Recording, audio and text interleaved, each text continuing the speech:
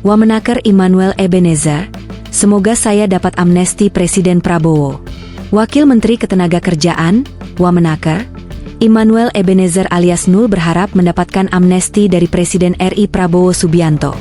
Pernyataan tersebut disampaikan Nul saat memasuki mobil tahanan KPK di Gedung Merah Putih, Jakarta, Jumat, 22 Agustus 2025.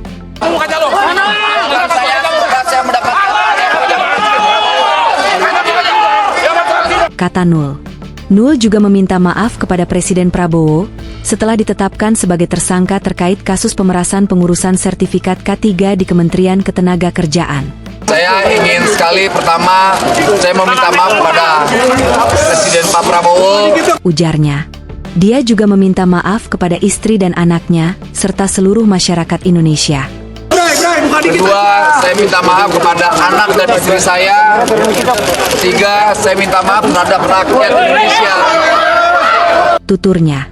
Dalam perkara ini, KPK menetapkan Wamenaker Nul dan 10 orang lainnya sebagai tersangka dalam kasus pemerasan pengurusan sertifikat K3, Keselamatan dan Kesehatan Kerja, di Kementerian Ketenagakerjaan. KPK kemudian menaikkan perkara ini ke tahap penyidikan dengan menetapkan 11 orang sebagai tersangka, yakni IBM, kemudian GAH, SB, AK, IEG, Immanuel Ebenezer Gerungan, FRZ, HS, SKP, SUP, TEM, dan MM.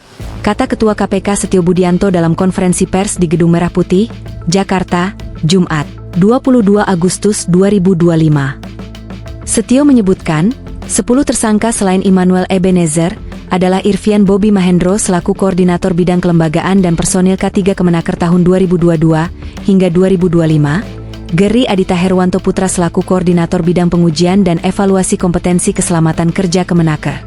Kemudian, Suban selaku Subkoordinator Keselamatan Kerja Direktorat Bina K3 Kemenaker tahun 2020 hingga 2025, Anita Sari Kusumawati selaku Subkoordinator Kemitraan dan Personel Kesehatan Kerja Kemenaker, Fahru Rozi selaku Direktorat Jenderal Pembinaan Pengawasan Ketenagakerjaan dan K3 Kemenaker. Lalu, Heri Sutanto selaku Direktur Bina Kelembagaan Kemenaker 2021 hingga 2025, Sekarsari Kartika Putri selaku Subkoordinator, Supriyadi selaku Koordinator, serta Temurila dan Miki Mahfud dari pihak PT Chem Indonesia. Dalam perkara ini, Nul diduga menerima aliran dana sebesar 3 miliar rupiah. Uang tersebut berasal dari praktik pemerasan terkait pengurusan sertifikat K3. Akibat perbuatannya, Nul dan 10 tersangka lainnya dipersangkakan pasal 12 huruf E dan atau pasal 12B UU nomor 31 tahun 1999 tentang pemberantasan tindak pidana korupsi sebagaimana telah diubah dengan UU nomor _Placeholder 20 tahun 2001 Jo pasal 64 ayat 1, KUHP Jo pasal 55 ayat 1, pertama KUHP. Selanjutnya, KPK melakukan penahanan terhadap para tersangka untuk 20 hari pertama di rumah tahanan, Rutan, KPK Gedung Merah Putih Jakarta.